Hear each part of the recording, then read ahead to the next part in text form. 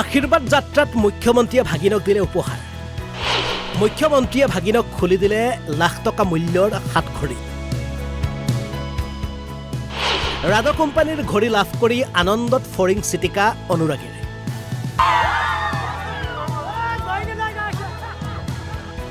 এইগৰাকী অসমৰ মুখ্যমন্ত্ৰী ডক্টৰ হিমন্ত বিশ্ব শৰ্মা নিজৰ কাম আৰু কথাৰে সদায় ৰাজ্য আৰু ৰাষ্ট্ৰীয় সংবাদ মাধ্যমত চৰ্চাৰ ঊৰ্ধত থাকে অসমৰ মুখ্যমন্ত্ৰী ডক্টৰ হিমন্ত বিশ্ব শৰ্মা। পাছে এইবাৰ আন এক ব্যতিক্ৰমী কামেৰে আকৌ চৰ্চালৈ আহিছে মুখ্যমন্ত্ৰীগৰাকী।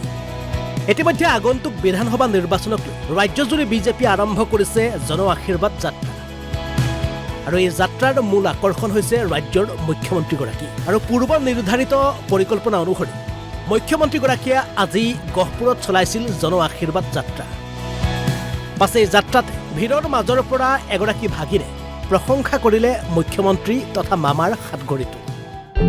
লগে লগে মুখ্যমন্ত্ৰীয়ে ক'লে লাগে নেকি? ভাগিনে লাগে বুলি কোৱাৰ লগে লগে মুখ্যমন্ত্ৰীয়ে খুলি দিলে নিজৰ হাতঘড়ীটো।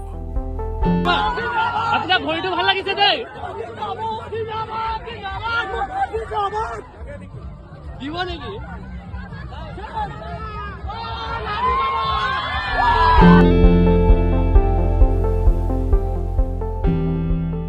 ৰাধা কোম্পানীৰ ঘড়ী পাই বুজাব নোৱাৰা সুখত বুৰ গ'ল অনুৰাগী। মামাৰ ঘড়ী লৈ ভাগিনে ভিৰ ফালি ফালি চিঞৰি সুখত দৌৰিলে। পাছে ইণ্টাৰনেটত চাৰ্চ কৰি জানিব পৰা গ'ল মুখ্যমন্ত্ৰীয়ে ভাগিনক দিয়া ৰাধা কোম্পানীৰ ঘড়ীটোৰ মূল্য 1,97,300 টকা।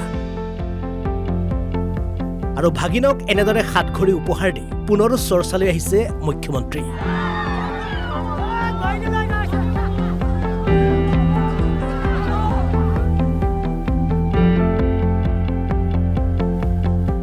নমস্কাৰ, মোৰ নাম শান্তনু আৰু মই ছয়দুৱাৰ মহাবিদ্যালয়ৰ বৰ্তমান ছেকেণ্ড ছেমিষ্টাৰত পঢ়ি আছোঁ মেথামেটিক্স ডিপাৰ্টমেণ্টৰ পৰা।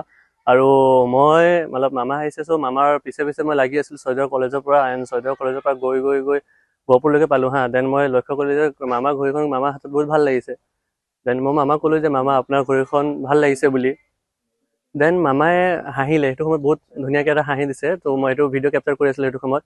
দেন মামাই ক'লে যে লাগিব নেকি ঘড়ীখন বুলি। দেন ময়ো ফূৰ্তি লাগি গ'ল আৰু সেইটো সময়ত ময়ো ক'লোঁ দিয়ে নেকি। চ' মামাই সেইটো সময়তে মোক ঘড়ীখন ওলাই কিনি দিব ধৰিলে। ত' মই গ'লোঁ, ঘড়ীখন ল'লোঁ। চবৰ হাত গৈ আছিলে কিন্তু মামাই মোকে চাই কিনি মোকে দিলে। এণ্ড সেইটোৱে আৰু বহুত ভাল লাগিছে দিবৰ কাৰণে।